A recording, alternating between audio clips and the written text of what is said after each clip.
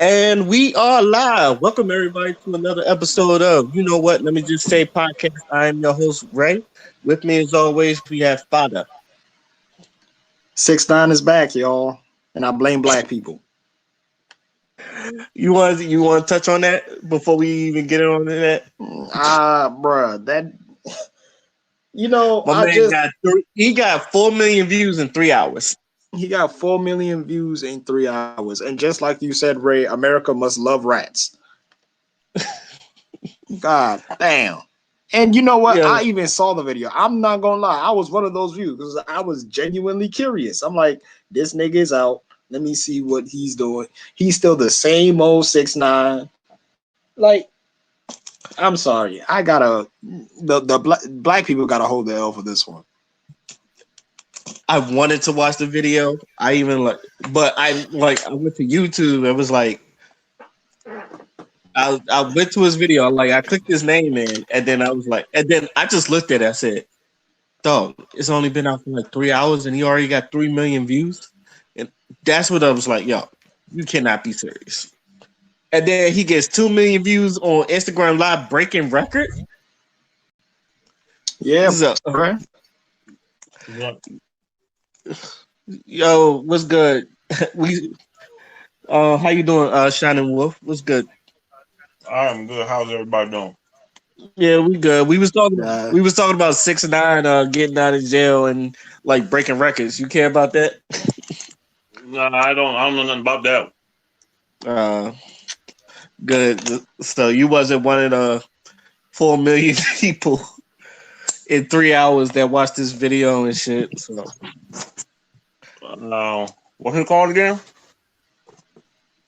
this is what is the video called? I don't know. He has stupid names for a rap song. it's called Gunna or whatever. It's something. Gouda. Starts with It a was G. Yeah, yeah. Start. Gouda or whatever. You might like it because there's a bunch of like racially ambiguous women with fat asses in there. But other than that, it's just they all look alike too. That was just weird. Yeah, they all looked alike. I was like, this must be where the Instagram thoughts be coming from. That's because they all got the same body. Man, Um, these Instagram thoughts are making a killing in this pandemic. Gooba, that's what it's called. Fucking Gooba. bruh. That's why all the rich. That's why all the celebrities are going there now. Shining Wolf, like On what? Fans only. OnlyFans. Yeah, that's why they going there because you see if regular smuggler people they thinking they can put in, but the thing is like nobody don't want to see no rich people. They not doing nothing. Right. So all right, let me get started. The first thing I want to talk about is kind of like what's been happening all week. Um, the death of Ahmaud Arbery. Is that how you pronounce his name? Ahmaud Arbery. I think so, yeah. Yeah, so if y'all haven't noticed, there was a guy that was jogging in Georgia and all that, and two white people, a father and son, gunned him. Basically, if you saw the video, they basically gunned him down like a hunted deer. So, and black people was mad about it. What's worse is if you this happened in like February and it's Yeah. May, and now they're in jail for murder without bail and all the other stuff. But a lot of people felt like it shouldn't have even took this long, and it's like a lot of people just like black people feel hunted and all the other stuff, and we getting all the rights. Father, I'm gonna start with you. How do you feel about the whole situation? Um I couldn't sleep when I saw it. I Really? saw the video and I couldn't sleep. Cause They had the a dude was video. 25. Yeah. Yeah. He was I'll send you the video. 25. I'm 25 right now. So like it's whew, man. That was not an easy watch at all. Because like Ray pointed out, he literally got hunted. And then the worst part of that was apparently the footage was held by the prosecution from what I've read. The footage was held by the prosecution and it's just now getting out. So the fact that it sat there and sat there and sat there until it went viral, and now these two are arrested for murder when they should have been arrested when the dude was killed in the first place. But it just goes to show you the hypocrisy of the justice system in America, where black people are seen as like subhuman still to this day. You Well, know, even it's the yeah, just us even system. yeah, yeah, you're right. And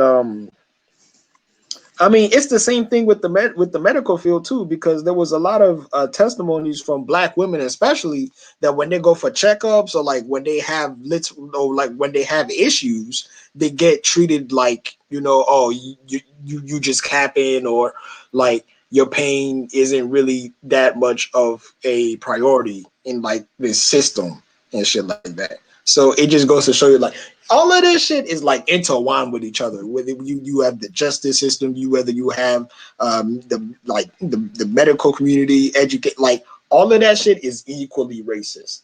And if you there was actually some pictures coming out, like the dude, like the father, because it was a father and son, and the father was like he met the DA, and he was an avid Trump supporter as well. There was pictures with him with Trump hats and shit like that. So he was he was clicked in with a with like the what can I say, like the politics of Georgia. He met the I think he met like the head of police in his county and shit like that. And like I said earlier, he met with he met with like some representatives of the state and shit like that. So yeah, this is it's just now getting out that he done killed somebody. He got blood on his hands along with his son, and now all of a sudden he's arrested. I whatever. It just goes to show you that what we've been saying every time is that like black men especially like can't do shit without somebody thinking that we're a threat. And whenever we go outside, we always have to remind ourselves that we're at war. That's just what it is. You might not come home when you go out, unfortunately. Clarence, I sent you the video. I don't know if you watched it or not, but I do want to say this, and I'm not saying this from a political standpoint, but I'm saying this from a black standpoint. I think we need to and I think we need to arm ourselves with guns, not to retaliate, but to protect ourselves. Like it's obvious. I know a lot of people are against guns, and I understand if you are against guns. I was once against guns until I had to like got accustomed to it and like know how to carry around a gun safely and all that other stuff. But at the same time, I feel like we need to protect ourselves because there's too many times where I've seen videos of an unarmed black man and an armed white person, not just or anybody with a gun, and like I feel like they take advantage of them because they're unarmed, and especially when it comes to white people and black people. There's too many times where I've seen like white people. Well, fuck it. Let me just tell. There's just too many times when I've seen white people just like come at black people, and we don't have no arm. We're like we can't even do nothing. Like we can't breathe. We can't just go mind our own business. We be minding our own business, and then like for history, and like it's even in history, like well, mind our own business, and white people just come fuck with us, and then all of a sudden they get this shit with their egos, and then try to want to gun us down or try to embarrass us and all that other shit. I get sick of hearing this. I was just like, I feel like we need to arm ourselves just like the Black Panthers did, because even then when they was policing the police, like not only that they got guns, they knew how to use them, they knew when to bring them, when to not bring them. It's like I want to see our people being protected, and sometimes we do got to protect ourselves, we got to protect our families and all that other stuff. Because I like it's just like to me, this is just history repeating itself. And I know people are trying to get rid of gun laws, but to me, this to me, a lot of these videos, it's just to me, it furthers the point that we do need gun laws for ourselves, just to protect ourselves, not to retaliate. And I'm gonna say this again, not to retaliate, but to protect ourselves. Because like this is getting sickening, and I've said this, and I'm pretty sure Father done said this, and I'm pretty sure a lot of people agree. There's going to be a point where black people, we're not going to care who. we're not even gonna care we're outnumbered. We're gonna snap, and then we're gonna like, and then somebody's going to harm the nearest white person around them. They might not even be racist. They probably don't even have a racist bone in their body, but they're sick and tired of seeing a black man getting killed by a white person or any other race that's just killing black unarmed black people, and they're just going to snap on people and all that other stuff. So right then that's where like this racial civil war that I don't want to pin it, but that I've been calling it myself, this racial civil war, that's when it's going to really start. And then that's when you're going to really see a lot of casualties and all that other stuff. And then that's when you're going to see people like bring the National Guard in and all that. I don't want that to happen, but for some reason, I feel like that is going to happen. I know a lot of people is like, we're not ready for a racial war or something like that because we don't know how to arm ourselves. Shout outs to Killer Mike because I know he said that. But but to me, it's going to be a point where we're not going to care that we're unarmed. We're just tired, and then like when like if you starve a dog, like eventually that dog's gonna bite. And eventually that dog's gonna bite you, or it's just like it's gonna attack you, or if you like an abuser, or a trap rap is going to attack and all the other stuff. Like I don't want us to get to that point, but it's inevitable we keep getting to that point because you're starting to hear people just like being black. Like we hear these stories all the time. Being black in America is like it just father just said. Being black in America is like going to war sometimes. Like we have PTSD. Like I'm not gonna lie, me going on like when I used to ride the metro, like I'm always aware because people will try you and you don't never know when people are just gonna like try you or people are just gonna like fuck with you and all that other stuff. So you always on edge. I don't want our people always to be on edge. Like I would love to hear one day like a black person they can go out their house and worry about nothing. Like they can go into a neighborhood they may not know, but they just like sightseeing and like not causing no problems, just sightseeing, minding their business, just enjoying the view and like not come back with a casualty and all that stuff. So like I'm just All right. waiting to see. I'm just waiting to. My bad. This is my last point, and I'm just waiting to see the father and son get prosecuted, get jail for life, and all that stuff. Because them dudes should pay for what they do. Go ahead. No, what I was gonna say is that, first of all, you were like, I agree 100% with like everything that you said. We are getting to a point where black people are just gonna say fuck it, and anyone can catch the smoke, whether you did something to us or not. Everybody gonna catch it, because we already done. I feel like we already have that energy for a lot of other groups, especially like minority groups when they try to put us in that whole people of color thing. Like we Mhm. have friends that are Hispanics, we have friends that are Asian, we have friends that are all these other races, but it's gotten to a point where we're not going to fight for their people because they don't fight for us. So it may not be an individualistic thing, but it has to be a collective thing because power is reserved through a collective. So there's that. And another thing, like what we gotta understand is that even if those two white men get prosecuted and if they get like life in prison, that to me would just be like I think it's sad that I'm saying this, but the fact that that's even an option right now is it's not even really a W because you're supposed to get locked up for killing somebody who's innocent. You feel what I'm saying? You're supposed to get like they throw the book at us for less. You feel me? Niggas have gotten locked up for way less than that.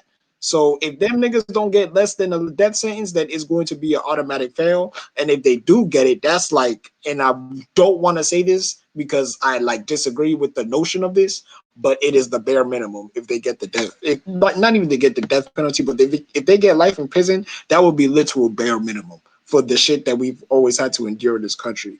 And it's like you pointed out before, we've been in a we kind of already in a race war. Like it's been 400 years that black people were forced to serve in this country, and throughout all of those 400 years, not one of those years did they let up on us. Not one of those years did they ever give us like a break or like gave us shit that we could use to like empower ourselves, because the goal was always to keep black people at a level where they can't crawl out of. Now, you got your Obamas, you got your Jay-Z and Beyonce and people that really made themselves out of nothing and shit. But one common denominator out of all of those people is that they either grew up humble, grew up poor, or really had to struggle to get to where they were today. I was even watching the little Michelle Obama documentary they had on Netflix, and she was denied to Princeton. She was literally just denied to Princeton just because. They won't say, oh, it's because she's black. It's because, her kind, or, them little slick ass words that they try to use to mask their race.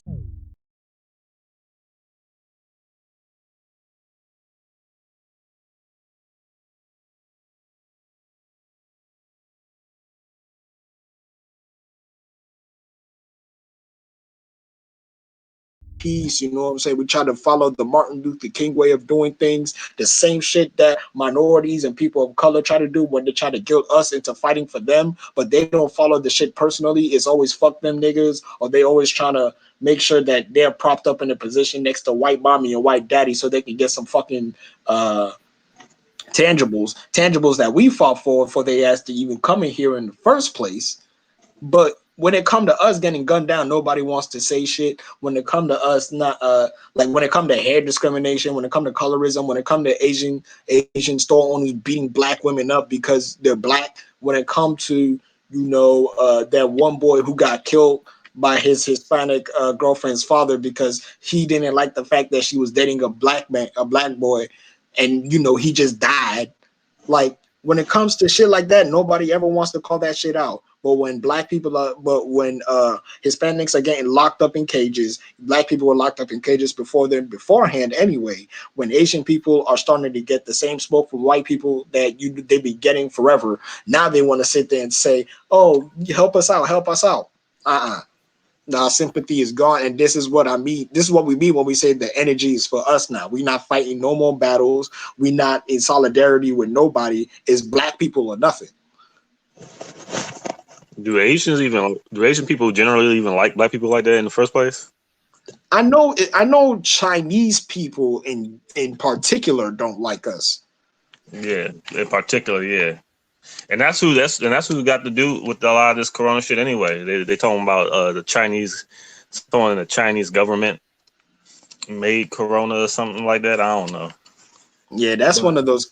Yeah, that's one of those little conspiracies, I think. but they're talking about it come from China though. Yeah, definitely. It's like an evolution of the SARS virus. Yeah, I think they was talking about how the coronavirus, it originated from like a bat in like one of the markets that they were selling, and then Mhm. one of them like caught it from that, and then from there it just like blew up. Because if you remember, the dude who like blew the whistle on it Mhm. got corona and then died when the Chinese government was trying to hide the shit. Hmm. So there's to blame for that, and then they have the audacity to round up the Africans that are doing business in that country, and then Right. talking about we're uh, just I can't even get my words out because like it seemed like everybody's catching the smoke that's black. Even like I even saw a video about the UK about how a lot of the medical personnel who are black in the UK are dying way more than the white ones because they're the ones in the front lines. Hmm. So like I think every black person in general in the world is catching the smoke.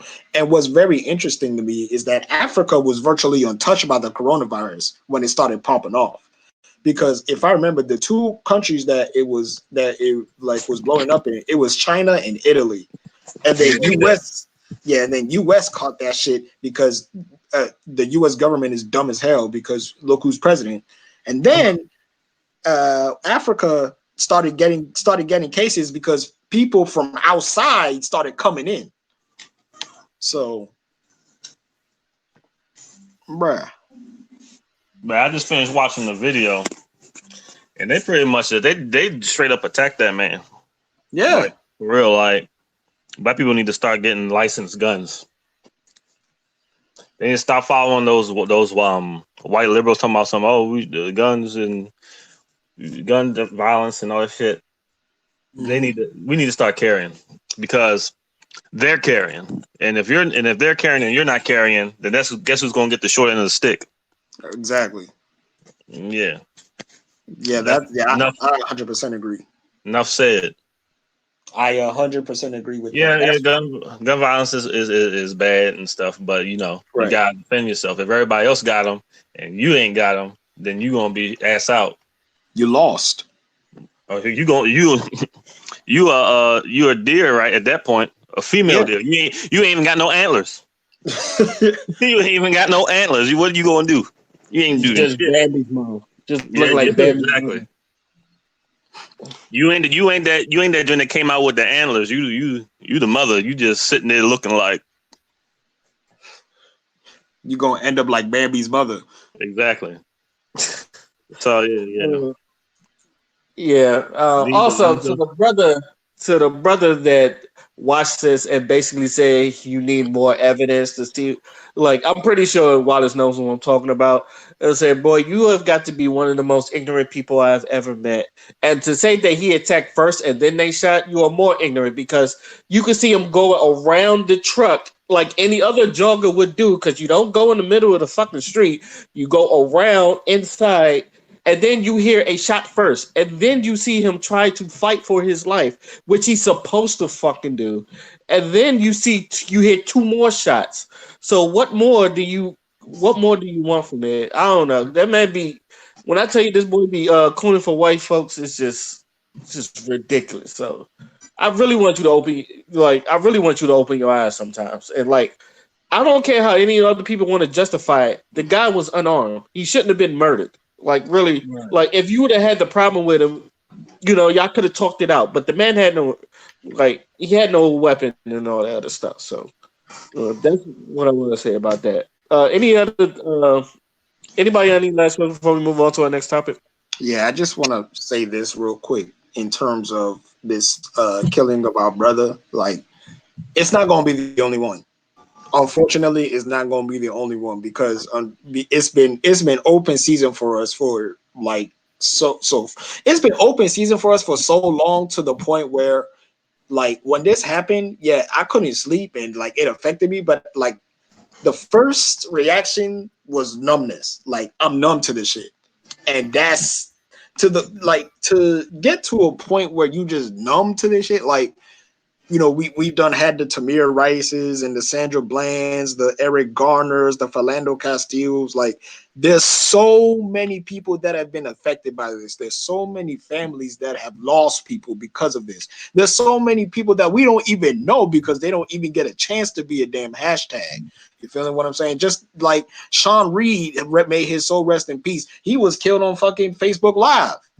You know what I'm saying? So these are two black men that have hashtags at the very same damn time, and you still got people, and you still got some Negroes talking about America ain't racist or slavery is over, we're past Jim Crow. You still got some Negroes saying that dumb shit, and at that point, Fucking yeah, none of y'all ever think that shit. My bad, right. Wallace. Yeah, nah, I agree 100%. And to those Negroes, they gotta go along with the white supremacists. That's what Harriet Tubman did. She's like, bro, if you can't realize that you're a slave, then you're better off dead. So, unfortunately, some of these Negroes gotta go too, because it's not just white supremacists that we're dealing with. If you want to liberate your people, the number one people that you got to get rid of is the coons. That's what Haiti did when the Haitian Revolution went off. They said who's scared. They said who's not willing to die. They rounded up all those Negroes and killed them because they are better off dead than alive. And it sounds radical and it sounds scary, but these are trying times right now. Black people, we can't be that sensitive, woe is me, we are the world type shit anymore. We gotta, at this point, it's either fight or flight. And if you flighting, you gonna die. You gotta take the high road. Taking the high roads for suckers. Yeah. When someone gets buck in your face, you gotta handle that immediately. All right, on to our next topic, which kind of like coincides with this topic because I know me and Father was talking about this off air, but Shannon Wolf, Shannon Wolf, let me ask you a question. As how do you feel about black celebrities getting into politics? When you say politics, you mean like social issues? Social issues, yeah, everything, anything that I resort to mean, politics, like social they issues. can talk politics all they want, as far as I'm concerned, because they people too. They got opinions just like the average folk do. Now, do you think an average person shouldn't be talking about politics? No, well, what this question came up for, because I was watching. I don't know if you was watching the Jordan documentary, The Last Dance, and they Mm. touched on him back in like '93, and basically like this one of the black senators was running for North Carolina, and his mama asked Michael Jordan to uh like give him his word or something like that, endorse him, and Jordan didn't do it, and like but the thing about Jordan, like he's never been into politics. He's never taken a side, and you know he said when he said Republicans buy shoes, he said that out of jest. Now my opinion is like I can understand he's black and we kind of like got this like civil rights thing in us, but I've also Yeah. don't want people like who if he's not fully in it, I don't want him talking about it. Like he stayed quiet, like and all the other stuff. But I don't. But I'd rather him stay quiet than have someone up there Well, you mean like talking if their he ain't shit. really? You mean like if he ain't really got nothing to say about it? Then yeah, yeah. They shouldn't have to. Like you shouldn't like they shouldn't be like pressing people out to get their political opinion about stuff. But they like what's that guy's name? That guy that's he a comedian. I can't remember his name for shit. Hey, Stu. If you like Eddie Griffin or somebody like that who has a lot of opinions and informed opinions, then why not? Yeah. Okay. So this is basically why I'm asking. Like, do you feel like black celebrities have a should get into politics? Like, even if they don't want to, do you feel like they have a purpose to get into politics? I guess that's the question I'm asking. Should they? Hmm. It's probably better for their brand if they didn't. But they could also they could also like help out like black causes too, though. Black political causes if they were that type of celebrity, which most of them aren't. Not really. So Okay. yeah, I'm saying, yeah. Okay. You Father, can how you feel about that? See, I'm like yes, and then I'm also like no at the same time because I feel like it also kind of depends on who we're talking about here. Like, I'd rather Colin Kaepernick say shit than like a Jason Whitlock, if you get what I'm saying, because those are two completely different Negroes. You understand? Being black in itself is political. Like, no matter what we do, no matter how you feel about politics, no matter if you don't have the choice of opting out. You feel what I'm saying? And I think that's the one thing that I took from that documentary, that part of the documentary that you mentioned about Michael Jordan. What he needs to understand is that there is no opting out. You being black by itself is a political statement because Jackie Robinson was one of the best baseball players of his time, probably the best ball player of his time. But because he was black, he had to deal with some bullshit. You know what I'm saying? They never really rated him for his skills and what he could do with a team. He was black first. You feel me? So, despite what you may feel about politics, despite how you may want to avoid that part because you're not really, you're not trying to be a spokesperson, you never asked for that platform. I can understand that and I can sympathize with that. But at the same time, we don't get that luxury. White people get to opt out. Hispanic people get to opt out. All those motherfuckers get to opt out. But when it comes to us, though, we've died too many times and too much blood has been spilled for you to just like remain silent about the shit. You feel what I'm saying? That's why a lot of people got on ASAP Rocky's ass when he said what the fuck he said. How he said, oh, he don't really want to talk about that shit. All he want to do is sell records and smoke his weed and shit like that. Like, and unfortunately, bro, you ain't got that luxury. You know what I'm saying? And you saying that in the first place means that you really don't know what it means to be black because being black is political in itself. You gonna have to go through bullshit. You're gonna have to go through obstacles nobody ever has to go through. Like, that's just what it is. But at the same time, we also have to we also gotta like recognize who it is that's saying shit.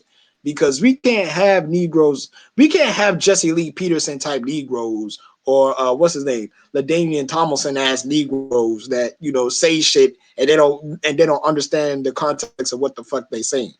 Or when what's his name, somebody like there were a few people that like made statements, and even though they mean well, they got dragged for it. Like I remember RZA said something about, hey, pull up your pants and shit like that, and niggas got mad at him because we pointed out that it don't matter whether they pull their pants up or not, they still gonna get harassed by the police. Erica Badu said some shit about little girls or whatever, how they need to like dress more modestly. She got dragged. So even though these people are obviously not coons, sometimes celebrities can be out of touch of reality because they're not in the streets. Like, they got their money, they probably moved to a white neighborhood, or like they're probably at a place where they're always working, so they're not really in touch with the streets as they should when they were just regular people. But like I said, it just depends on who it is. But girls dressing modesty, that's a matter of opinion. That's not really of any real circumstance, really. Yeah, I see what you're saying, but a lot of people, but the reason why I brought that up is because a lot of people attribute dressing modestly with not getting raped. Uh, So, like, you could have someone, because obviously you could have someone who's just like a nun and she's still gonna get raped if the person wills himself to do it or herself to do it. So, mhm. yeah, I was thinking more in that kind of context. Okay. Um, I think I remember the speech Malcolm X was. I don't remember it verbatim, but I know most of his speech was talking about how like show me in other races where like a celebrity is like the main spokesman and all that, and Yeah. it's just and his whole spiel was is keep it short. Celebrities can be bought. Like I understand, like there's a couple, like you've probably seen it in maybe even shows where like celebrities like they'll endorse something they probably never even tried, or like I'm have y'all seen Forrest Gump, right? Yeah. Remember the scene where he was like his mother wanted him to endorse a ping pong paddle. He was like, I don't use that, but he was like, it's okay. And then his mother was like, it's okay to tell a little white lie and all that other stuff. So he was selling ping pong paddles with his face on it just because his mama told him and all that other stuff. I feel like the point he was doing was celebrities can be bought, but but I understand that from this back then to what we have right now. I know times can change, and like a lot of people are inspired. A lot of celebrities are inspired by Malcolm X and Martin Luther King and all our great leaders, like a Dick Gregory and some type of that. Because I know Dick Gregory was also didn't like celebrities as like these main speakers. Um, you have your bright. I feel like if we're going to put our celebrities out there, we got to put our brightest ones, like a Killer Mike, and like, but I don't. But like you said, I would rather like a Killer Mike speak than a Soldier Boy, because like the first thing that popped into my head was the whole boycott Gucci thing, and Soldier Boy was like, "Yeah, I'm boycotting Gucci too. They can't be doing that." And then they asked him what it would take for you to, wear Gucci again, and he says they have to cut me a check or something. So it kind of shows you that like you're not really down with it, because if they cut you a big check, you should be able to deny it because of the racial things that Gucci done put in there. But no, your endorsement can be bought and all that other stuff. Or in the words of the $1 Million Man, everybody has a price. Right. So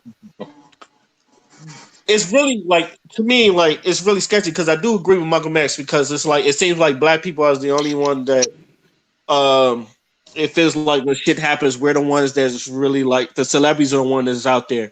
But at the same time, and we all know this, we move the culture. Like as black people, we move the culture. Every trend, every style, everything that black people do when it comes to hip hop, when it comes to music, hell, even when it comes to like comics and all that other stuff, we like I feel like black people we move the culture ahead and all that other stuff. And like people not only that they come to our culture, they make You money said off of us, and then they make more money, and then they bring it to their audience. Not only you got our audience and their audience, and we're over here getting crumbs where they're getting the whole cake and all that other stuff. So my thing is, if we're going to put our celebrities out there, and as black people, like if you feel like he should, as a responsibility of a black person, I just want the right person to be out there because I be damn like you know damn well like Floyd Mayweather can't read. I'm not gonna put him out there. So, Right. but you're gonna put somebody out there that's smart that can talk eloquently and make sense because you can't talk eloquently and still sound dumb. So you got to make sure you got the right person out there, and that is why Obama's our first president, not Al Sharpton. Facts.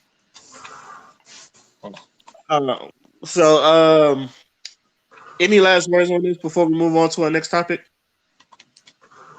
Fuck them kids. But as far as choosing your celebrity, you don't. Do you really get to choose?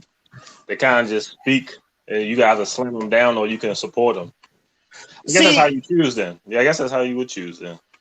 okay, it's a good question because like, all right, Ray Lewis, and then there's Brian because sometimes like Ray Lewis, obviously, when he was talking, he had a lot of points that black people didn't agree with, Mhm. and black people was like, you should have kept your damn mouth shut. And it got to a point where they was like about to take his damn statue down. They signed a petition to take his damn statue down because he had an opinion that a lot of black people didn't agree with. And then you had Des Bryant that when he was playing for the Cowboys, like they asked him opinion, and he said, "I don't want to talk about it. I'm just a football player.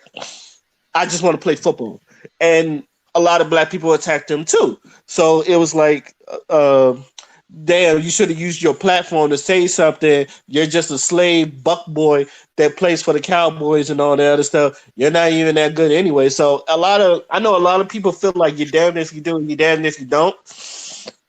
Like because with Rocky, like I could like what I think going back to ASAP Rocky, I feel like what he said was ignorant, but at the same time, I knew what he was talking about. He's like, I'm really not into politics, and I feel like some of these hood, celeb, some of these celebrities that come from the hood, you can obviously see they don't have no PR management. I feel like a lot of them just say, I'm not into politics. That's not my thing. Just like Kevin Hart, because when Kevin Hart is, you don't talk a lot of politics. Kevin Hart just say, I'm not into politics. But People can understand. Kevin Hart is a safe comedian, so he's Mr. Safe. He tries to Yeah, keep things as safe as and possible. that's his brand, and he wants to keep it that way. So he'll just say, "I'm not into politics," and people won't give him shit on that. But if you're like someone like an ASAP Rocky, it was just like, all right, that shit don't bother me. I'm just a young black nigga trying to get paid and all that other shit. People gonna get down your throats for that. So I feel like if you're going to say you're not into politics, you just say you're not into politics. You don't have to brag and shit. Uh-huh. Um. Okay. All right. On to the next, and this kind of like goes into our next topic. Y'all remember the last week we talked about that battle rapper that was talking about black women and all that. Well, not really black women, but his opponent's daughter and all that stuff, and everybody like took the colorism and all that other stuff, right? Yeah, the undesirable. What did he Yeah, the say? undesirable. What did he say? I forgot. Yeah. Anyway, so he had a video, like he basically put out. I don't know if Father saw it. I know I put it in the chat, but he I saw basically it. had he basically had a video like quote unquote apology, which it wasn't. It turned into a troll video, then it turned into a rap video, and basically he doubled down on what he was saying. And to me, it made him look even worse, and it made him like look like a dick and a jerk, really, really bad. So, Father, you seen it? What did you think about it? Um, a big part of me did not want to watch the video, but I watched it anyway because like I'm not scared of information. So I watched this shit, and when I got done watching it, I wasn't even mad. You feel what I'm saying? And in a way, I'm kind of glad he feels that way because now I don't get to feel bad when niggas get to going on him. And if that nigga ends up dead in the news somewhere, Well, should have told you so. But anyway, here's what I want to say about that whole thing, right? This nigga obviously is an enemy to black people.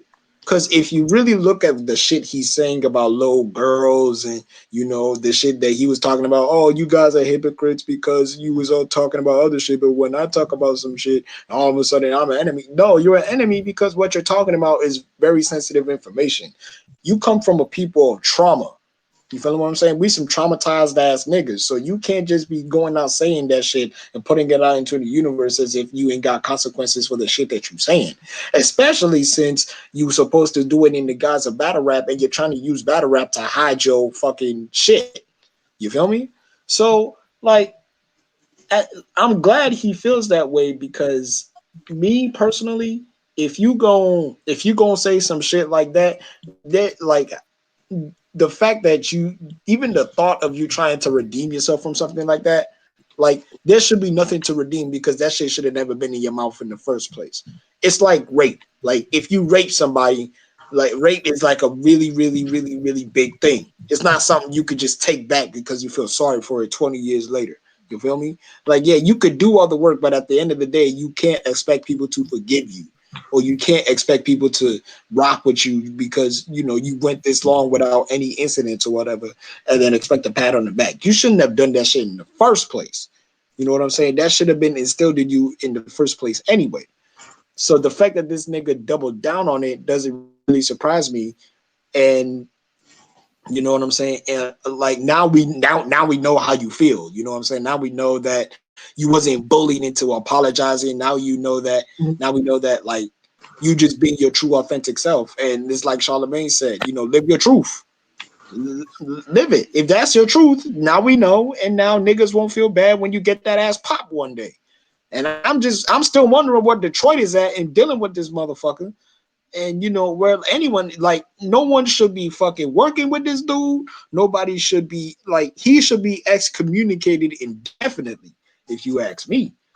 And then you know what, I also heard that there was like launching an investigation on his ass. Like the feds are on him now. So I hope that yields some positive results to get that brother out the fucking cut, because that shit ain't it. And I also want to reiterate this: that's not a black man.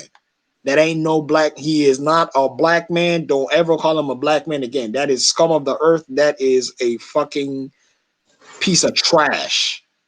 That's not a black man. Because black men, we don't co-sign shit like that. Never will I ever, ever, ever in this lifetime hear another black man ever really co-sign that shit. That's something beyond a human being. That's demonic to me. Shiny Wolf, you got anything to say about it? No, Okay. no, because I don't really Okay. know what he said. What did he say on during Um. that battle? Oh, what did he say on the rap battle? Yeah. Okay. Keep it short. It's basically like the way he started off is my girl light skin, cute as shit. Your baby mama dark skin, ugly, and then he said your baby's ugly, and she's basically saying your baby's gonna have all this trauma of being a ugly dark skinned baby. She's going around. She's gonna be sucking dick for clout, and basically, if I don't care, if she's 6. If 30 niggas give me $30, she's sucking dirty 30 dicks and all that other stuff and all that. So he was basically going like I said, it was like real colorist. Basic because him saying like he got a light skinned baby mama and all that other stuff, and like my baby's gonna be cuter than your baby, and then it's going to be like, and then the whole pedophilia thing and all that. So basically, that's what he was saying in his rhyme. And then when he was trying to explain it, and people was getting on about it, he was like, "Suck my dick" is battle rap. That's some vulgar shit to say though. Nah. I ain't got nothing for him. We ain't got And that's nothing for him. That's some wild ass shit to say right there. Even if it's rap battling. okay. All right, and which is good. Which is good to you say that because to me, like I said before, I don't want to get deep into the battle rap part of it, even though I'm a battle rap fan. Um, so I'm gonna just say this: it's like I've heard worse. Um, there's plenty other battle raps that talk about positive shit, and as far as I'm concerned, like this was in a battle league that no one knew the fuck it was, and like no one even knew his fucking name and all that other stuff. So with that being said, the the problem what I've had, like I said, with him doubling down is you still didn't explain yourself. Matter of fact, and then you try to direct. It's like coronavirus is out. Y'all worried about me and all that other shit. In the words of Jay Z, I know there's bigger issues in the world I know, but first let me take care of the world I know. All right, so we know coronavirus, but your shit is like shit we got to take care of too. So that's on that tip. Second of all, and I want to say this to all gentlemen, I understand like sometimes you're gonna do shit purposely to like piss people off. Have an explanation. Like they might not like your explanation, but at least have an explanation. Telling someone to suck my dick is battle rap does not explain your fucking actions. All right. And like I said, I'm pretty, and I don't want people coming at the battle rap for this because, like, a lot of people, y'all condone this shit. When I'm pretty sure a lot of people didn't really hear about this. So that's one thing.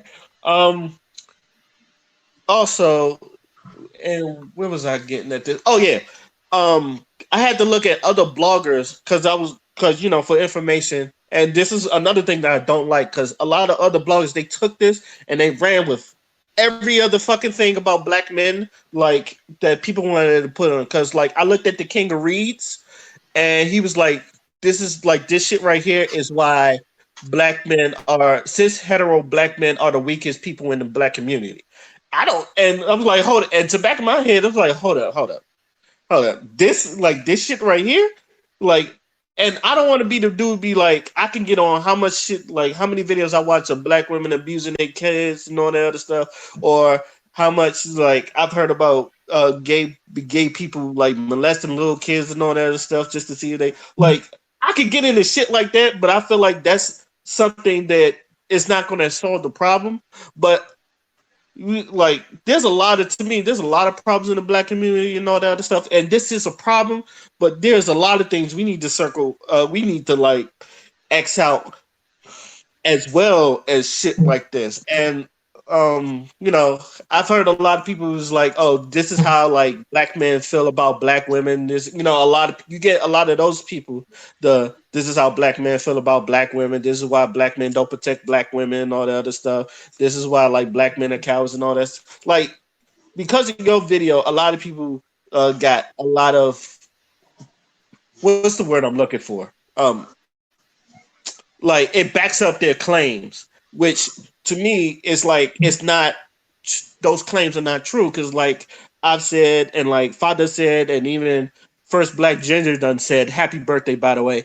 Um, there's so many black men that love and protect black women and all that other stuff that loves, protects, adores black women. Like there's so many people that love dark skinned women out there, and I always feel like, and to me, like I always feel like this. I feel like a lot of people, instead of looking for the positive, they go look for the negatives. Like they don't ever like go for the people, or they don't ever find the people that loves them, or at least like bigs them up and all that other stuff. I feel like a lot of people, instead of going to them people, they go to the people that disrespects you and doesn't like you or wouldn't be around you in the first place. I feel like a lot, especially in the black community, we look for those instead of look for people that love us. It's not hard to look for people that fucks with you. Like we like just last week we was talking about a video about how like black men was calling about how they appreciate black women, and like Father said, there was a video called about how much black women talking about how much they love black men. We like there are people out there. Like we ain't gotta worry about him. Like Father said, he's the scum of the earth. Like black people wouldn't claim him. Same thing with Eric Holder that shot Nipsey. It's like don't put him with us. Don't put him with us. Because as we all said, we are not a monolith. All right. Everybody got different fucking things and like different passions, different things, and different opinions and all that other stuff. Like a nigga like that wouldn't even be in my circle. A nigga like that wouldn't be in anybody's circle like that. So that's really mostly I gotta say about that. And also to answer your question, Father, he had another video of like people like not only liking his stuff, they was men and women, by the way. not only liking this stuff, just retweeting it and like comments on Facebook so talking about how much it was fire or how much he went in. That shit was like there was people actually liking that shit. So there's your answer right there. Yeah, they need to go along with him too. That's how I feel about that. So any last words on that before we move on to our next topic? The only thing that I'm gonna say in regards to that, because you was spot on in your assertion that like, and I just want to reiterate this, like, just because like people are gonna use shit that looks bad on us to further their narrative and shit. And I think that's the one thing Thank I you. don't like That's the word I because was looking for. yeah, it's like I'm to sorry to further their interrupt. That's the word I narrative. was looking for. Narrative. No, no, it's cool. It's like you're using it to further your narrative, and then but then the question I have is that okay, let's say you are right. Let's say black men are, let's say supposedly cis heterosexual black men are the weakest links of the black community. What the fuck are you doing other than sitting on YouTube and crying about this shit? Are you doing to fix the issue, or what are you contributing to better the lives of people that you claim are victims of, the cis hetero black man that's out to just get everybody and that's out to just kill every trans woman and every woman that's, we call them bitches and there are hoes. What are you doing with that? Because it seems like the more you cry and bitch about it on Twitter, the more shit is not getting done to combat the so-called narrative that you have against us. There are two black men that literally just got killed for being black, and you sitting there talking about black men are the weakest link. I wish somebody would have the balls. I wish somebody would have the fucking cojones to fucking step up to me and say that black men are the weakest link, as if there wasn't no Nat Turner, there wasn't Toussaint Louverture, there wasn't no Dessalines, there wasn't no Kwame Nkrumah, there wasn't no Martin Luther King, people who literally were executed. These black men that we're talking about were executed. We have survived as black men. We have survived shit that most other races of men would not survive. Native American men were damn near extinct. Aboriginal men in Australia were damn near extinct. We still here. So I don't want to hear no we the weak link this, we the weak link that, because the person that says that shit clearly has no idea what they're fucking talking about. I ain't never heard no black man talk about black women are the weakest link of the black community, because that's just not true. Black women make most of the money in the black community. The single mothers are out there holding it down and trying to raise their sons and daughters in a fucking world and in a fucking society that hates them. Like, ain't no weakness in no black community. So that whole black men are the weakest link shit, that just goes to show you who the fuck people really are. And to the people that say and perpetuate that shit, I'm talking about fucking divest Twitter. I'm talking about Shea Butter Twitter. I'm talking about fucking pronoun Twitter. All you motherfuckers that sit there and just retweet echo chambery ass tweets about how black men hurt you and shit like that. Yeah, your experience is valid, and I hope you heal from that. But at the same time, we are not the enemy. And if you step to me like I'm the enemy, I'ma handle you like I'm your enemy as well. So just keep that in mind. We gonna handle you. It's time to change narratives in here. We're not playing no more. Yeah. And that's why, like, I've always had that narrative. My narrative for 2020 has been fuck with people that fuck with you. All right. Like, I like you get like as much as I love our people, I do get tired of us talking about like what's wrong with black people or black women, what's wrong with black men and all that. Like, why? Like, look, we like especially like now we need to get to a point where like okay, like, and I've said this, we need to get our shit together and we need to love and unite because I don't like we I don't want us to diverse too much because, like I said, like I know a lot of people's like black women at the bottom of the totem pole and all that other stuff, which you could say that, and I wouldn't disagree with you, but I also think black people in general are at the bottom.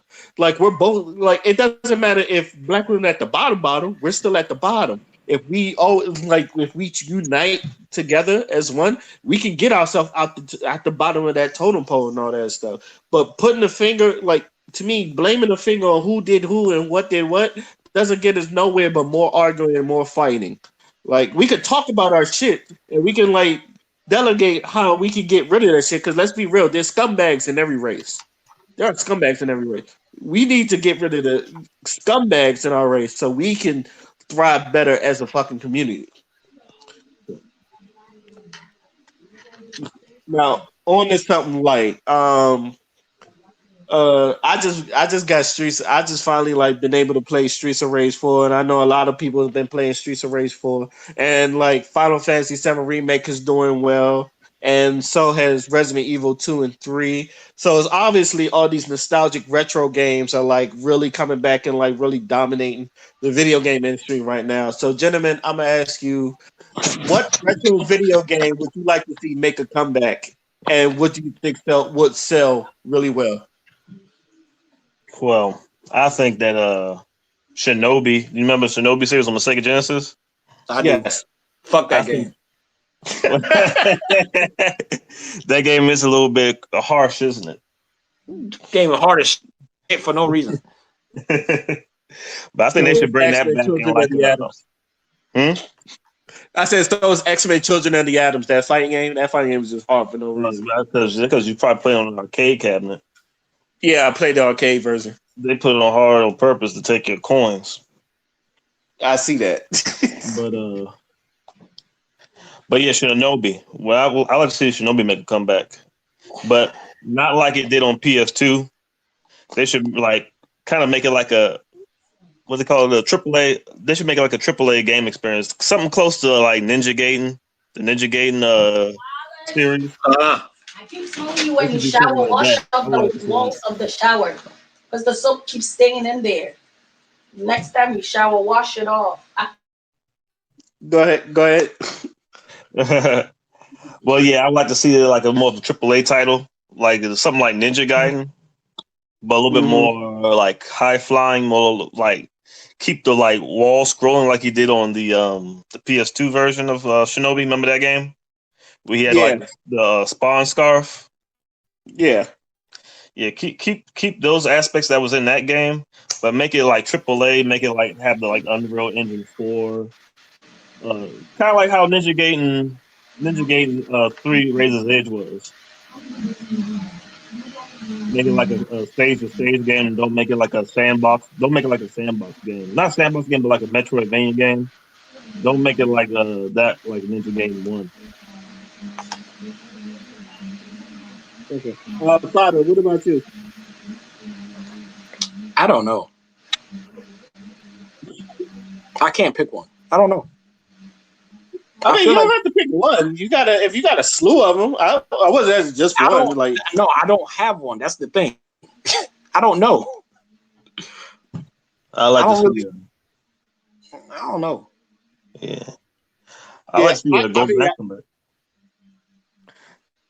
I kind of understand what you're saying because Final Fantasy VII was like one of the biggest remakes I wanted, and it's like, damn, they did that. What's next? And the only thing I can think about is like Nintendo, and Nintendo has a library of mascot characters that I would like to see. Um, not just not just like their main characters that be on Smash, but like even like shit that was from like Rareware. Like I would like another Jet Force Gemini. I thought that game was like really good.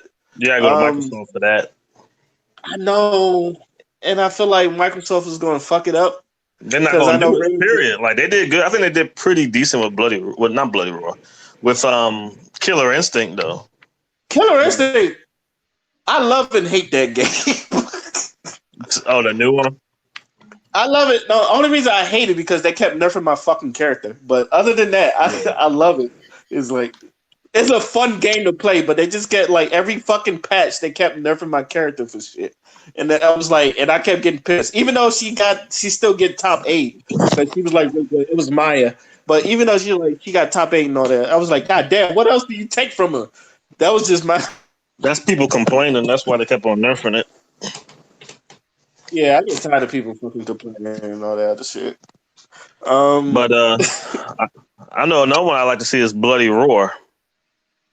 you've been asking for that for like the longest. Yeah, they just renewed the licensing for it. So I don't know what they're gonna do with it, or if they're gonna do anything. They're just not trying to lose it altogether, or what. But They just renewed the license. If you go on Fighters Generation right now, they got a whole article talking about because Hudson Soft died. That's who owned Bomberman and Bloody Roar at the time when it was popular. Yeah. Now Konami owns it. You know how Konami is. Oh. They they ain't about to do shit with that joint, but they might though. They might try to get into the fighting game scene since the fighting game scene is really big right now. I feel like they're gonna turn that into a pachinko machine. They might. They turn everything else to a big chicken machine. Please, no. They did. They did a Castlevania pachinko machine. They haven't made a Castlevania game since the PS3. I would love a Castlevania game in this bar. I feel like hell, even though I've not beaten Earthbound, I would want an Earthbound game, but Right. not before Chrono Trigger. Not before Chrono Trigger. Though. You know what? I That's a good point. Chrono Trigger should come back. Chrono Trigger, Yeah, well, and I'm gonna also say one that even though me and Wallace has talked about it, Parasite Eve. yeah, that might come back. I like to see Dino Crisis come back. I always wanted to kill some dinosaurs. Yo, I think- Dino Crisis. I think Dino Crisis 2 is like one of the most slept on games on the PS1. Yeah, definitely. It's a fun game. That's also a game I never beaten because I was like getting frustrated. Also, that game was scary too. That's not cat. That game was scary. And okay.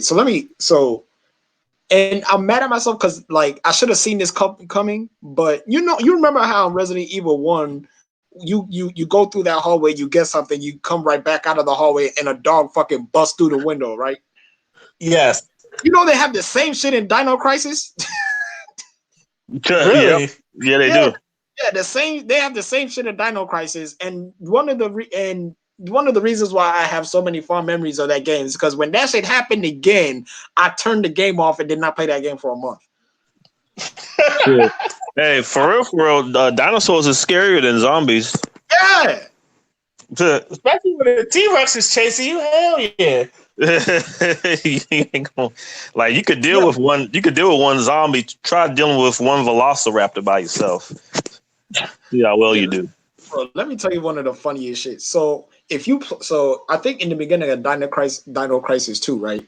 If you try to backtrack to where the crash happens in the beginning of the game, if I remember it correctly, there is a big ass T-Rex waiting for you right there, staring at your ass, like, hey nigga, where the fuck do you think you going? You better go back over there and continue the game. It's like a big ass T-Rex, and I'm like, what in the absolute fuck? And these are PS1 graphics, by the way, but I think it's the fact that they're PS1 graphics that make the shit even more scarier. that uncanny valley thing. Yeah.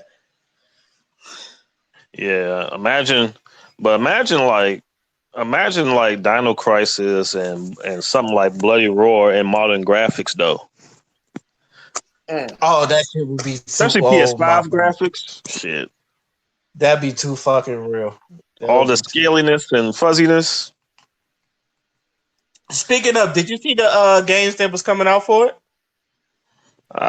They got Assassin's Creed Valhalla. This game called Mirror something. No, it's called Memory. It's called Memory. Something. I already have it on PC, but it's coming on Xbox Series X. And that vampire game. Was you impressed by any of those? Because I wasn't. No. Because like I said, the Memory joint, the joint does like a first person hack and slash that they started off with. I already have that game. I had that game for like a year now on PC. So I'm not really impressed by that. They showed like Assassin's Creed. They showed football game.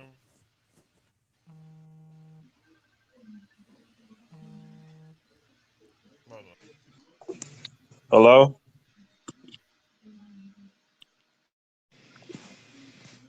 Shit.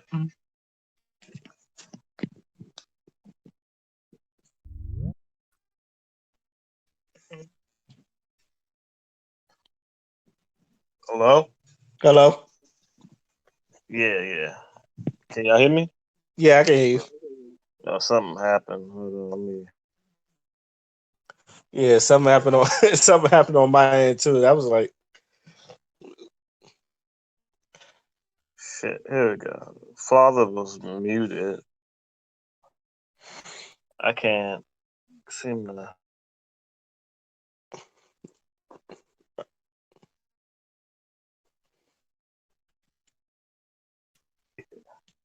But yeah, hello. yeah, But yeah, what was we talking about? We were talking about one of the the games, Xbox right? Series, yeah, from the Xbox Series Yeah, X. yeah. Yeah, I don't even really want to talk about it. There was nothing to really talk about, really, other than the fact that Xbox failed at presenting games again. For one, because they keep on showing cutscenes, and then they keep on they just show stuff that you kind of already know about. And the joint specifically said gameplay, streaming. There was no fucking gameplay. All thing there was gameplay and was that one the memory joint I was talking about, yeah. and maybe the That vampire joint. The vampire joint like it has some gameplay in it. yeah, I wasn't. I look, and keep it short. I wasn't impressed either. That's why, like, and the fact that you got this big ass modem that you have as a fucking game system, I was like hoping like you would at least have some games ready for it. But I think they said they won't have no in-house games ready till July. So that's where we might get the Killer Instincts in order because they were all third-party games. And That's if we get another Killer Instinct. Was Killer Instinct successful enough to get another game by the yes, numbers? It yes, was. and no, yes and Yes no. and no. Because it was a budget game and it did well for a budget game where they put more money into it and like because it went to Evo and people do love the game and people like Maximilian was like telling people how great of a game it was. It did do well. It had like 4 seasons, so Yeah, it it did did. have 4 seasons. It Yeah, added all the characters. I just wish they finished with the ultras though. They ain't finished with the super finishes or whatever. yeah, They yeah. ain't The do ultra finisher. everybody's. Yeah, they ain't do I realized everybody's. that. I They realized never that. finished it. That's one thing that actually put a bad taste in my mouth. I'm like, you gotta finish what you start. If you give one character supers, you gotta give the rest of them supers. Yeah, It's you right like about Street that. Fighter. Where they don't just give one or two or like five people like different arts and shit. They give it to everybody. You Right. gotta be professional with your shit. But as far as like another series I like to see come out, I like to see them to find a way to find something to bring Golden Axe back with. Golden Axe. Do you think it will work in this town? Well, no. Yeah, it be Of course if it all work. right. It's one If Streets of Rage is working, then yeah, they could bring back Golden yeah. Axe. It's one thing I notice about design and stuff and like characters design. It doesn't really matter what the aesthetic is. What really matters is the mechanics behind it or the storytelling behind it. Like you can make any character or any group of characters good with the right writer or the right designer. Okay, so let me ask you this: if they bring Golden Axe back, do you think they will bring it back in like a beat 'em up style or in a Dynasty Warriors style? It probably do better in a Dynasty Warriors esque style. I wouldn't recommend Dynasty Warriors exactly because those games are kind of getting old, but they make money, I guess. They do I make a mean, certain amount of money. they're grindy, and I think with the new One Piece is a Dynasty Warriors style, right? Yeah, yeah, People went to that. yeah. I They always make money though. Yeah, that's why I say if you really wanted to, and the mechanics, they've been getting better with the mechanics. So it's not like you're Yeah, playing the same game, but it's the like same that. game, but like it's more enhanced and upgraded and all that other Yeah, shit. yeah. It's So got more stuff going on. Like that. Fire Emblem. I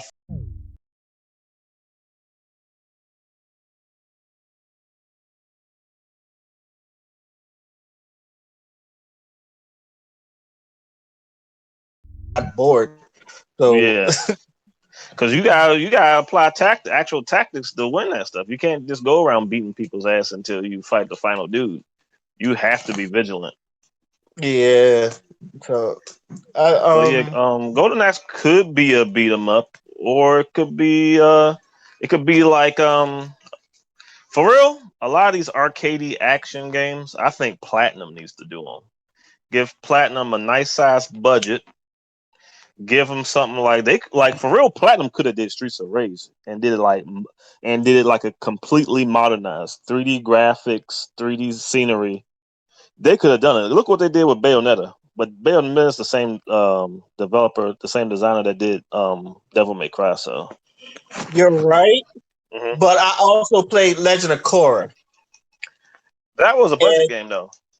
was it a budget game? It was a budget game. Of course, Core is a budget game. They think they're about to drop a whole like licensed games are not even Platinum can really make licensed games good if they ain't gonna give them a good budget You know what's and they sad gonna give about them that game? deadlines. Yeah, what's You up? know, you know what's sad about that game? Like, I love the idea of switching Yeah, elements in the fight. And I was like, but it's so that game was actually shortcutting. kind of fun though. That game It's was actually really kind of fun though. fun. It's really fun, especially when you go from like water to like earth style and all that other stuff. And Mhm. but that game it took a lot of shortcuts. But like you said, it was a budget Yeah, game. it was So a budget game. Now, a good budget game by Platinum was Transformers Devastation. That shit that was was lit. That game was lit as shit. But yeah, Platinum. I firmly believe that Platinum could do something with Golden Axe. They could make like a colorful medieval fantasy, which it pretty much is supposed to be depicting like that Conan the Barbarian esque type of world because it came out around the time that those movies. It came out after those movies came out, so it's kind of depicting that archetype of character, like the Red Sonja, Conan. So they could like just make it like a battle, some type of battle, beat 'em up action, high action beat 'em up type of game. You just gotta have the right team. You could make it like a 2D beat 'em up, but how many of those 2D beat 'em ups you gonna do for real? At some point, I feel like you should experiment with the franchise a little bit, kind of like Mario does. Like, yeah, you're gonna get the 2D games, but they're gonna experiment with certain franchises too. But with Mario, they put a lot of care into it. They don't give you no like small budget and be like, "Oh, make this work." No, they actually put work into it. Okay. All right. Let me ask you this question since it brought up, and I don't know if I asked you this before. How do you feel about Metroid Other M? Because like I like the Tecmo took game. over that. I like the game. I like the game. Too. I just didn't like this one gripe I have about the game, and that is The story. the power ups. I don't care about the story. Metroid story didn't stick out to me before. I don't see why it's gonna start now.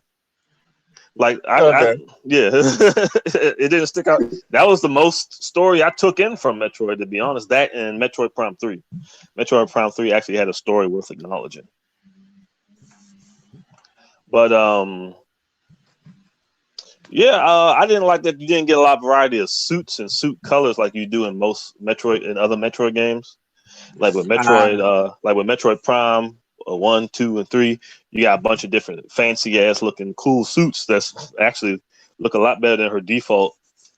You didn't get that on that one.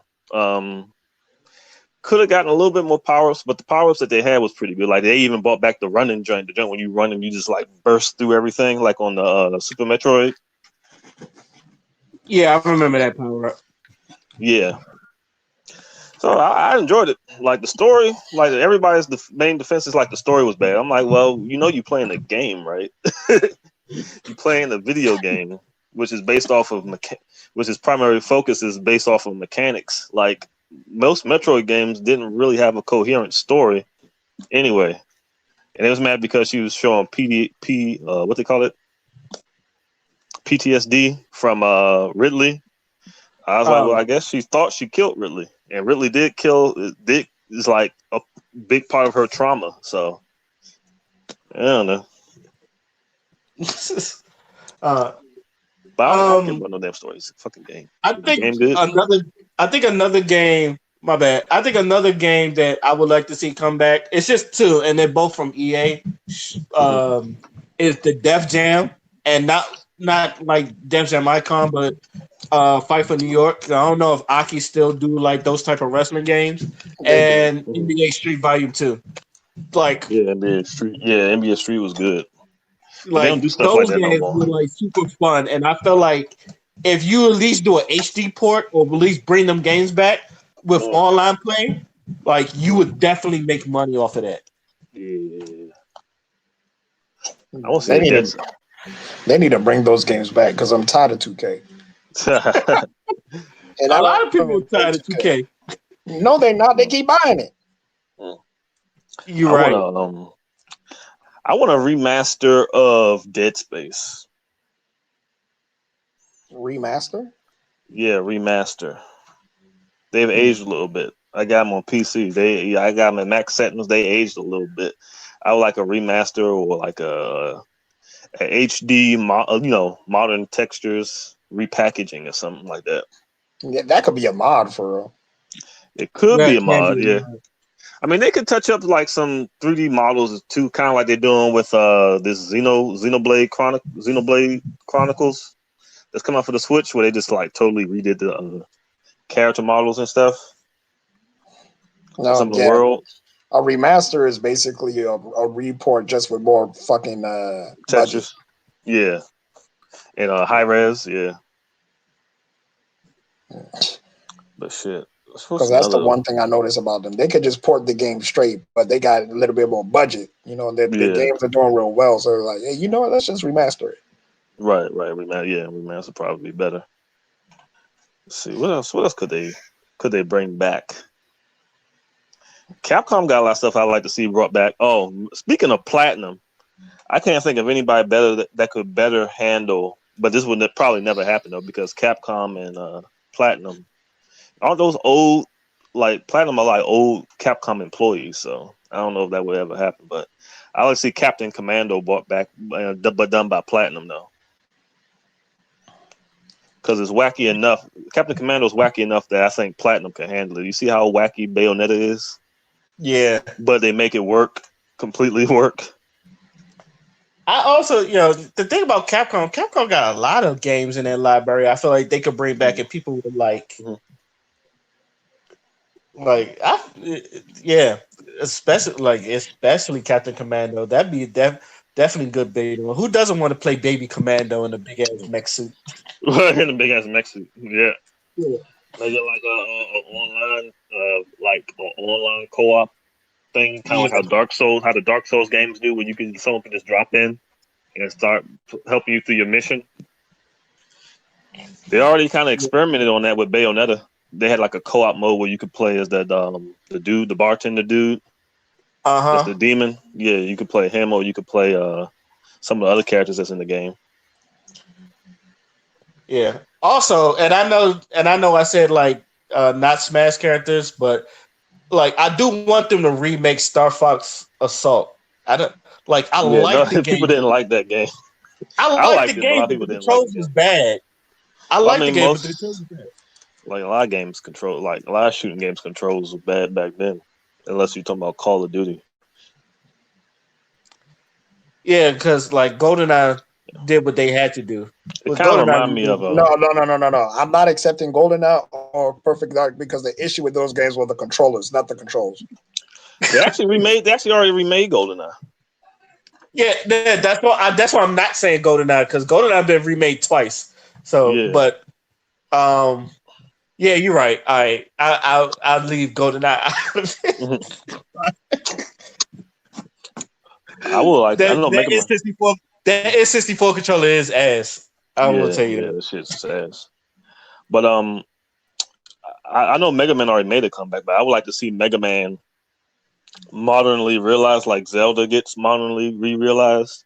It's not just trying Yeah. to rehash the same old stuff that you've been playing for the last 30 years or whatever. They actually try to innovate, like with Breath of the Wild. They didn't make Breath of the Wild just like the NES, the Super Nintendo Zelda, nor did they make it just like Ocarina of Time or Twilight Princess. They kind of tried to evolve the series, you know what I mean, mechanically, and Yeah. as far as depth.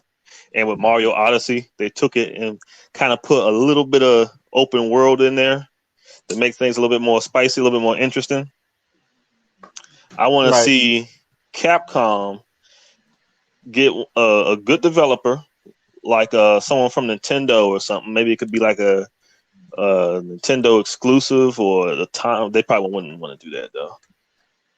But they could like get someone a good platformer developer and make like a 3D platformer Mega Man game.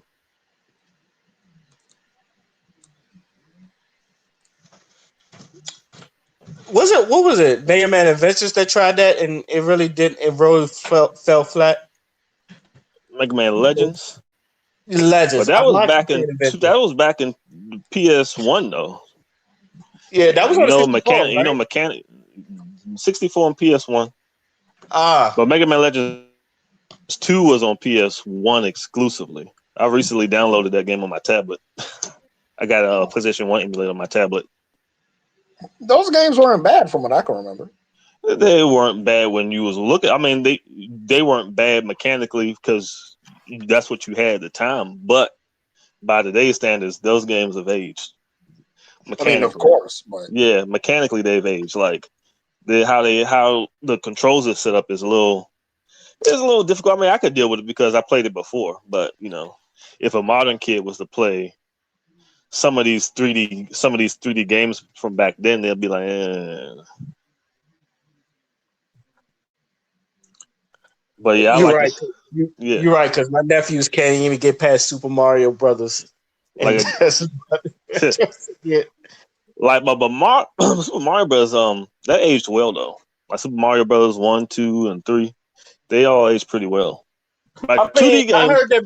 My bad. Sorry, my bad to interrupt. I heard they're remaking 64 Sunshine and Galaxy, right? Yeah, actually, I think Mario 64 aged pretty well too. Like it set the standard for a lot of 2D platformers, but it aged pretty well.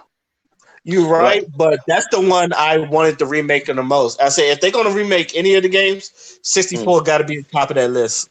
Like yeah, Sunshine, it like in your opinion, in mine too, it aged well. And Galaxy that was on the Wii, so but yeah. 64, yeah, that needs a little spruce up. That's how I felt about FF7 because FF8 looks nice. Like even in the PS1 era, it still looks nice, but 7, yeah, that one needed a little remake. 7 was inconsistent with the hub world and the battle, character models was inconsistent. They needed to Right. remake that joint from the ground up. Like first you playing this little blocky Popeye looking Cloud with the little Popeye arms, and then he looked like he doing the manual when you start battling. Yeah. honestly, I don't think they need to stop at 7. I think they need to remake a lot of the classic ones, 4, 5, and 9, especially. I would love remakes of They those. could do that, and I'd be fine with that for real. I think this is a rumor, but I heard they was going to 10. I heard 10 might be the next one because No, people Ten would love be come 10. good. on, no, I say no. Don't 10. quote me on it, but I felt like a lot of people like 10. So I feel like if they was going to work on another remake, 10 would probably be it. Yeah, Here's 7, why 10. hmm? No, go ahead. Here's why I vouch for 10. 10 had a beautiful world, and it had a very like athletic characters that should be realized in real time that I think will be cool to see realized in real time combat and modern graphics. So the main reason why I don't want Final Fantasy X is because they already had a remaster, which is already very good, except for the That's remastered music. true. I don't know what the fuck they did with that, but that wasn't it. And then also, there are more games that are more deserving of that. 4, 5, and 9 deserve to be remastered or Yeah, deserve to be realized in real time. Because 4 had a slew of 4, 5 had a slew of locations that were very, very, very like great, but you would never yeah, realize that until like you would put that on and like modern a graphics. grand scale. Yeah, And 9 in itself, 9 is probably the most slept on Final Fantasy game for how amazing it is. Like that game deserves a remaster through and through. you're right though, because the Final Fantasy 10 and 10-2 HD remaster or remakes or whatever they call them, those are pretty good. That's a remaster. That was a remaster. Yeah, those are pretty good though. Those are pretty good. They look good because PS2 graphics weren't the best, but they weren't the worst either. Nowhere near the worst. And plus, when it's SquareSoft, they always look good. Like Yeah, SquareSoft yeah. makes sure, well, Square Enix, excuse me, they make sure their games look really good when they It's come out. easy. Yeah, it's easy to make your game look good when you're using turn-based combat, though. I You would. got a That's lot. why I was never. That's why I was never against it.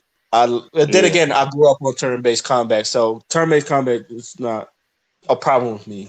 Even though I still have not played Persona yet, I but I respect Persona. I just never played it. I respect the game though. I'm surprised they haven't remastered 6 because 6 is very popular. Mhm. A lot of people Uh, love 6. yeah, a lot of people. Six is like some people's favorite game. Hmm. It's 6, 7, and 10. Those are like the 3 most popular. They Yeah, already bought back Shenmue. But to be honest, I ain't never really seen the big appeal of Shenmue like that to begin with. To be honest with you, The narrative. the narrative, yeah. Yeah, it's a Have you narrative. found? Do you know where I can find sailors? It's funny, it's funny. It's funny that how that's a meme, but it's probably Uh-huh. one of the most important parts of the game because you Yeah, actually need those sailors. right. Shit, what else could come? Like, there's a lot of things that could come back, but would they come back? It's like now the bouncer. It's like now. Can we I bring don't back know. rival schools? Oh, Capcom, Capcom's like some I said, Capcom dummies. got a lot of things They some in their dummies. library they can bring back. What about Plasma Sword? That little Star Wars wannabe fighting game. That's Yeah, a name I have not heard in a while. They also got Yeah, Power Stone too. yeah, Power Power Stone. Stone. They could bring People back been waiting Power for Stone. Power Stone. People been waiting for Power Stone. Yeah. But don't just like I know people like to have the thing where they like bring it back exactly the way it was when they was a kid. Like some people actually was complaining about Streets of Rage not having pixel art with the beautifully crafted hand drawn art that it has instead. So I know how hardcore some of the nostalgia fans are. But if they was to bring back Power Stone, I would really hope that they would modernize the combat a little bit, add a little bit more depth to the combat. Because I think as it was back then, if it was to come back, I don't think it would do well. That would have to. Well, they would have to get a director that actually knows what they're doing. Yeah, always. Like I was telling Raymond, I think that you can make any group of characters into a good product. You just have to have the right person or right group of people behind it. I agree with that because and maybe this is me and I prefer even though it takes longer. I've always preferred hand drawn over pixel art. Like look at Indivisible. Indivisible is a beautiful game. Oh yeah, I But got that. I have that game. Mm-hmm. yeah, and I played it too, and that's a beautiful Skullgirls. game. Yeah, Skullgirls Have you is seen just like Have you seen Skullgirls in 4K? Boy, that shit. beautiful. Streets of Rage, Skullgirls, fucking Indivisible, Shanti, Half Genie, and Pirate's Curse. Even DuckTales look good. They got hand drawn characters though, but the background's like 3D. Oh yeah, I forgot about Ducktales. I forgot about that The Ducktales. remake of that joint. I heard it was good though. The remake of that was good. Oh yeah, it's good. It's well, it's taken care of. They took care of that. Oh okay. They even did a good musical number for it. Mm, other than that, and I think shit. What about Other that than that, game? go ahead. What about that game that the dude Jin or Marvel's Capcom came from? That game, that mech game. It's like a mech fighting game. Cyberpunks. Yeah. What about that? They could bring that back. There's a lot of things they could bring back. Yeah, there's a lot of things that could bring back, but nobody knows Cyberbots. So even if they did bring it back, it's gonna be niche. They gotta make it good. If they make it good, then people will be like, "Oh, I didn't know this happened. This exists, but this new joint dope though." Yeah, I was gonna say the same thing about niche because like the one Capcom game that even though I'm pretty sure it wouldn't sell well, but Mm-hmm. I would love for it to come back is God Hand. God hand, yeah, that game was good. You customize custom combos. Yes. Yeah, I remember I that thought game. God Hand is a phenomenal game, but I feel like if they would have brought it back, the old heads would be excited, but the young people's like, what the hell is this? You want to make me Man, happy? the old heads are the first ones to attack. I remember when Streets of Rage first came out, they was like, what's this here, hand drawn art? What's this? I want my pixels. Where are Nah, my pixels? Where's If you my nah, want 8-bit pixels, play the tracks? Genesis. Hmm? If they wanted pixels, they could keep playing the Genesis one. Ain't no one until they had about Exactly. it. Play the Streets of Rage remake on the PC. You could play it on a tomato. Which the Streets of Rage remake is actually pretty good though. But I'm I just saying, still have like, yet to play it. yeah, you could probably find a place to download it. It's pretty good. Nah, I'm game sharing with someone, so I could literally download it right now. Mhm. But yeah, you're gonna enjoy Streets of Rage 4 because, like, I enjoyed it. Like I like Cherry. I don't know why I was drawn to Cherry. it And actually has like a deep combat system. Though. Like, there's a lot to learn and how to like juggle enemies and crowd control and shit like that. Pretty good. oh yeah, Well, yeah, that's because of how hit stun works in the game. Yeah. yeah, and it's still challenging too because like there's some spots where I felt like I shouldn't have died, but I did. Oh Yeah. no, I don't heard plenty of people cuss about that game. Oh, be glad I wasn't on Discord when I was playing that game. You would have heard me cuss. Oh, one Capcom thing that really needs to come back out, and I feel like they missed their mark on this a little bit because the whole monster fad is kind of over. There was like a time like 2000 I feel like I know what you're about to say. 2009, 2010, where everybody was making monster movies and they even tried like a monster cinematic universe and shit. I feel like this like Capcom really needs to bring back Darkstalkers. Mm. I knew it. They try. Okay, they keep like teasing people about it. It's like, hey, if this does well, we'll make a Darkstalkers remake and all that other stuff. And they did, but they don't think they like That joint was made expected to really sell. that Darkstalkers collection was top 10. And don't nobody really want to play those old games like that. I mean, if you do, I mean, if you don't have them already, then you do. But if you don't, how many times you want to buy Street Fighter 2 and Street Fighter 3 over and over again? Not with so many times. That's why I went ahead and got the collection on PC. So if they come out with another one, unless they really offering something good, I don't have to buy that game again because I already bought that game like 5 times already. Yeah, that's why I don't buy it in general. I just put on my GGPO and play. Right. Yeah, like But all the reason I bought the anniversary because I like Third Strike, and mhm. not everybody was on the PS3 version as much. But I ended up stop playing that game anyway And because the the net arcade code is version, ass. yeah. The net code is ass. And the arcade version that they got on that collection don't even have all the characters that the home version have. So I'm like, I'd rather play a home version, ports of the home version for real. Oh, you talk about Alpha 3? I'm talking about Alpha 3, and I'm talking about how Third Strike don't have the little thing when you get to custom make the hub, like you get to add all 3 of the combos at your disposal when you want them. Oh, the dip switch. Yeah, the dip switches. They ain't got none of that stuff that the home console versions have. Which is why the online edition version on the PS3 to me that's the best version of Third Strike. Yeah, I know. So and that's why I still have my PS3 today just to play that specific game. And all that other stuff. That and Marvel 2 because you can't get Marvel 2 anywhere. Right. And I if don't know they why make though. Marvel. It's Marvel itself. It's not even But Capcom. That's on Marvel, Marvel. but Now Marvel made Disney. Marvel vs. Capcom Infinite and Marvel vs. Capcom 3. So why couldn't they have that as like a release, like a re-release of that on the because modern system? because of Marvel Infinite. They saw that game and like, all right, y'all in timeout. And y'all not no. Yeah. And plus Marvel was bullshitting and a lot of people like Fada didn't not like the roster. Like For what? at For which all. one? For Infinite. Oh Infinite. yeah. They was holding characters back for movies. That's what they was doing. Yeah. They was And trying to not cross. They was like trying to cross promote. yeah, and let's be real. Who wants to play Rocket Raccoon? Not me, really. Not Yeah. really. Now like I like him as a character on the there's a movie. reason why I stick to like characters like Ryu, Captain America, and Hulk. It's just Mhm. like those are characters I know and play. I do But like some of the like, new characters though, but yeah, not necessarily him. Like I I like feel like Ghost Rider.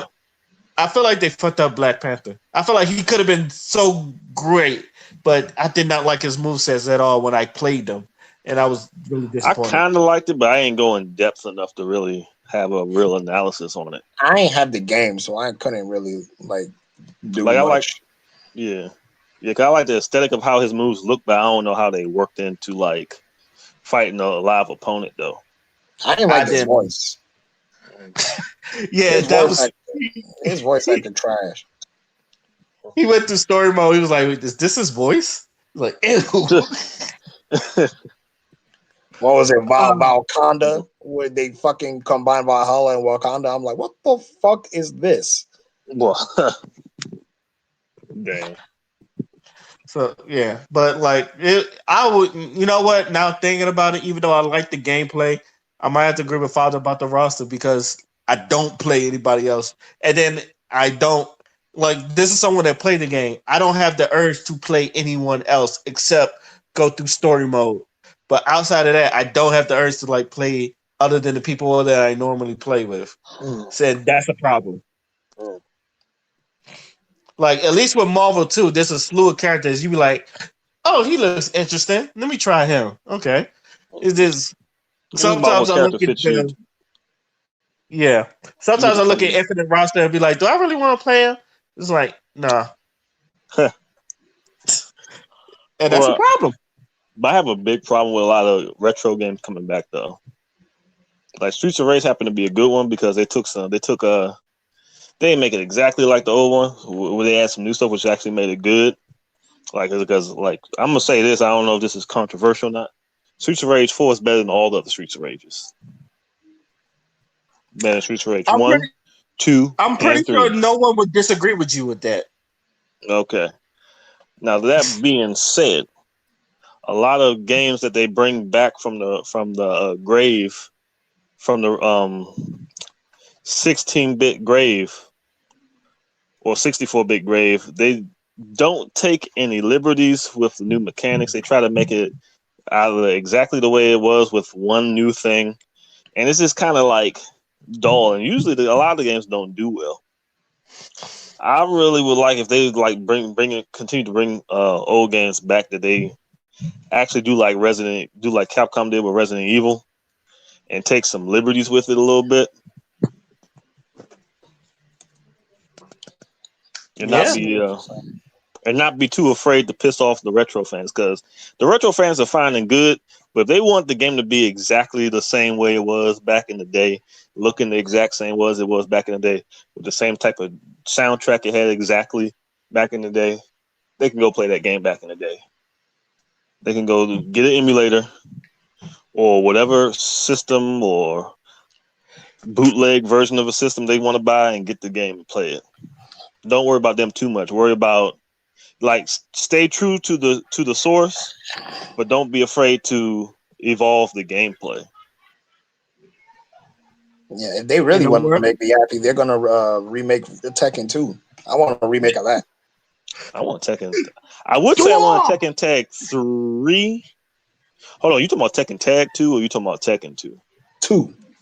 No, I don't think you need to do that, do you? Nah, I would. That's all.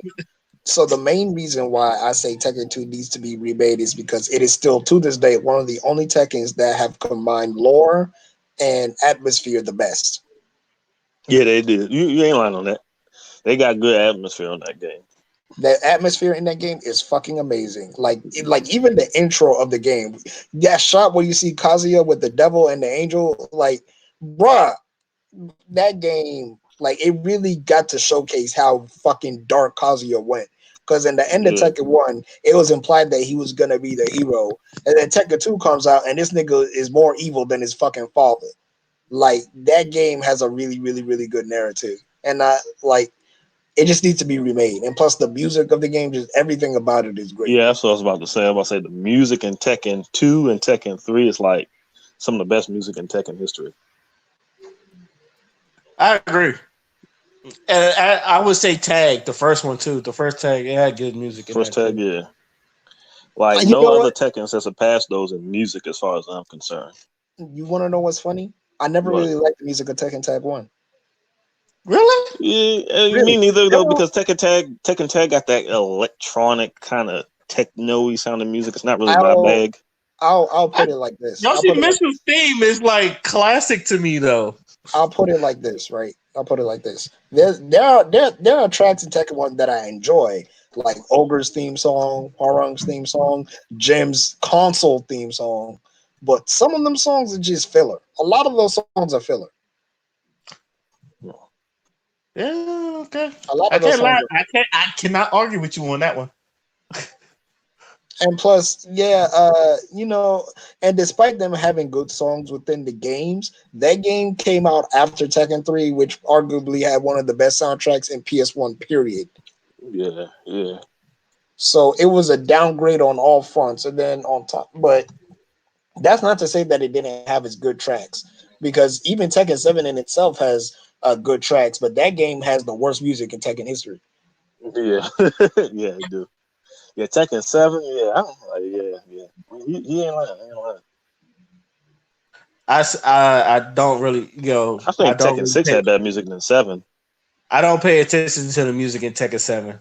I really don't. Like everything's just like I except do. for That's Geek. why I picked the No, tracks. you're right. They're so bad that I don't pay attention to them. Not like Third Strike, where I'm excited to hear the music on whatever stage I go to.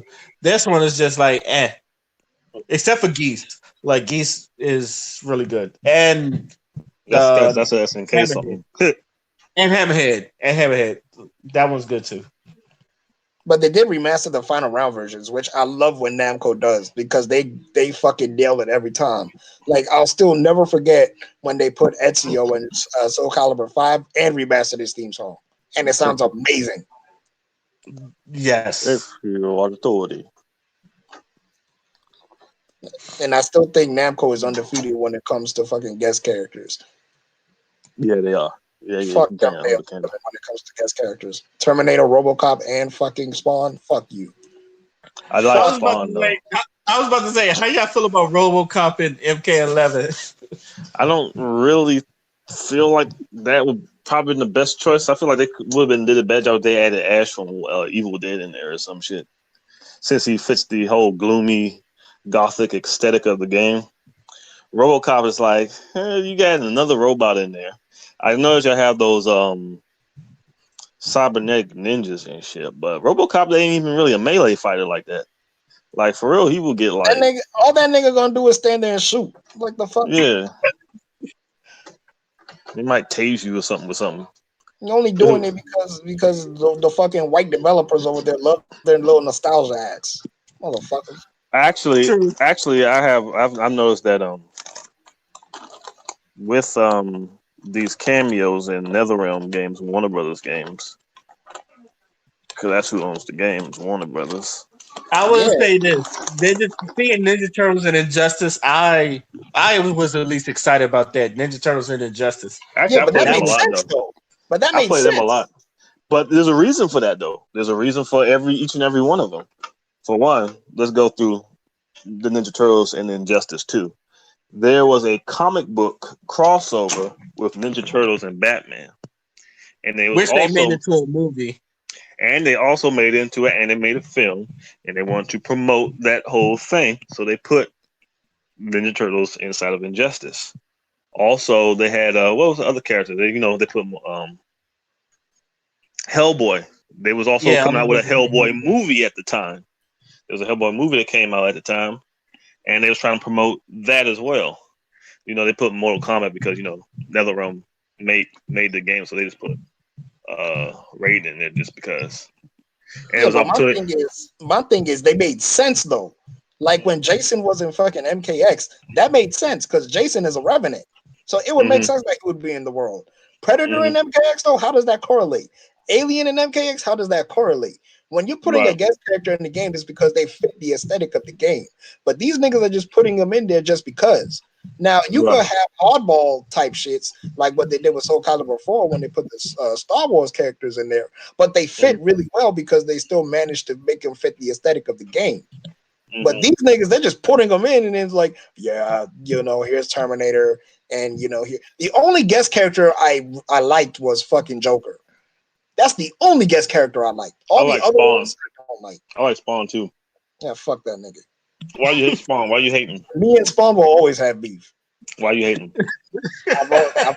Ray, tell him. I'm tired of explaining. Yeah, He just don't like Spawn. He just don't like Spawn. It's just He's stupid. The dumbest character I've ever heard of. I like his look. His look is great. You gotta unpack that one day. You ain't gotta do it now, but you gotta unpack that one day. Bro, I unpacked it so many times. Oh You unpacked it to me. maybe Raymond can tell me. Look, he just don't like the story, the Spawn story. He's just not a big fan of the story of Spawn. Okay, but the reason they put the Joker in there, you already know this, because they had a Joker movie coming out. Also, Warner Brothers, right? They had Terminator movie coming out. They are having a Spawn movie coming out, so they're promoting this. And Tom McFarlane is very active with his Spawn brand right now, so they're putting him in to promote that movie that's coming out as well. Now, RoboCop, I didn't hear anything about RoboCop movie or a new one, but I would not be surprised at this point, because I don't think they ever put in a character and there was no movie coming out either behind or in front of that character. Like Freddy Krueger in Mortal Kombat 9. There was a Freddy Krueger movie that came out around that time, remember? Yeah, the remake. Yeah, it was a remake, yeah. They just promote Asian Freddy Krueger. yeah. They're just promoting movies and shit. That's all they're doing. But again, he made sense. Yeah, he made sense. Yeah, he did. Like Terminator, like, okay, I can see how he makes sense, but it's still like underwhelming to me. Like, have you seen his moveset in the game? Nah, I wasn't really paying attention. He's very, very underwhelming. I could imagine he's Terminator. I mean, he's RoboCop. Very underwhelming. And it makes me sad because they've been on point with the returning Mortal Kombat characters. Yeah. Nightwolf looks fantastic. Sindel looks fantastic. The characters that they bring back look fantastic. The trailer that they recently released, it was Shiva and Fujin. Both of them look absolutely fucking amazing. I'm gonna play Shiva because Shiva looks just amazing. Then RoboCop comes in and ruins my mood. Like, how they gonna charge you $40 for three characters and a story? And I don't know. Well, the stages are free, I think. I guess so. Mm. Wait, it's $40 though? It's actually $40. Yeah, the DLC is $40. Mm-hmm. That's another fucking game. Nigga, what? Yes, that's another game. I don't know about that one. That's what I said. Look, I don't like, and y'all know me, I don't like NetherRealm games enough to even get it. And I only play one character, Kung Lao. So, like, they put Rain in there. They put Rain in there. They might have a deal just because I like Rain a lot. Yeah. To me, it's already a no-go, but I will watch the story one way or another. So, because I want to see what happens next. The story is at least interesting to play and watch. But I'm not. No, $40. I'm not forking that over. Yeah, $40. God damn. Add $20 to that, you can get a whole other game. I'm saying. You know what it is? I blame 2K because people buy fucking characters and the whole mod team thing. They probably see them making a bunch of money off of stupid people just like buying using real money to buy in-game currency just to get fucking cosmetic shit that is not going to pass over from one year to the other. Damn. And this is coming from someone that played 2K. Yeah, I blame them. I always blame sports games for this. You know how I felt about sports games since the beginning, so I've always ranted about that. That's why I don't force people to play sports games. It's like, oh, we're that mad now. It's like, ooh, I know someone. As someone that plays sports game, even when I hear where that man at, I go, ugh. You say, ugh. Yeah. Hey, yo, you know who I would want to make a return though in the gaming in the gaming who? in gaming period. I like this like, and I'm thinking about one like some Ninja Gaiden type of shit, but more high flying and more more of a cybernetic cyberpunk type of feel to it. I want to make a triple A budget Strider game. The last Strider game was really good.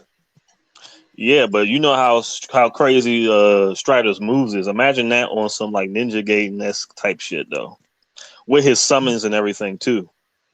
That might be really good. I feel like They could have I done feel like that. Platinum Games should do that one. Who? Platinum Games should do that one. Ninja Theory or Ninja Team, not Ninja Theory, but Ninja Team could do that. Team Ninja can do that though. Yeah, they can. But I doubt they're gonna cannibalize themselves like that because that's not gonna be good for their stuff. Like if they decide to make another Ninja game, they got to compete with the Strider game they just made. Right. Hey man, there are people that will buy both. Yeah, there's people that will buy both. You're right. I Okay. would.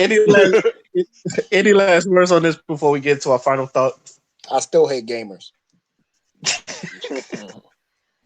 I do sometimes too, but I don't know what your reasons are. Years of abuse. Years of abuse. And this is just me personally. I would love another Tatsunoko versus Capcom game. And like, please bring in Speed Racer so I can like fight people. Speed Racer. Go, oh, yeah. He like, go, oh. He have his car. He'd be like the Captain Falcon of that game. Yes, that's what it like. I was, and then I just talk like him. And then every time I get hit, I go, oh, and just to annoy people. I swear to God, I will throw the controller at you. and Speed Racer can actually fight though. He can. That's why I was mad he's not in the game. Oh man. Oh god. But we're gonna go into our final thoughts, and we're gonna start with Shining Wolf. Bring back classics in AAA form. Take a risk. That's all. All right, Father. I guess shout out to my Twitter girlfriend. Yeah, you're great. Yeah, that's all I got. Fuck with people that fuck with you. That's gonna be spread love, not hate. And I've been going on an album binge, and like there's a lot of albums that I missed and I picked up. And I think the next thing I'm gonna listen to is Tory Lane's Chicks Tape. Because I know Father, he's been talking about how good that one is. I think that's next on my album binging thing. So if anybody wants to give me more albums to listen to, I would definitely listen to them because I'm just basically binging through albums that done came out in this past year. Because I know I missed a lot. So next on my list is Troy Lane's Chicks Tapes, and probably move on to something else. I don't know. But that's going to be today's episode. I would like to thank the panel for coming on, and I'd like to thank for y'all for listening to hear us talk our shit again. This is You Know What? Let me just say podcast, and we're signing out. Peace. All right, peace.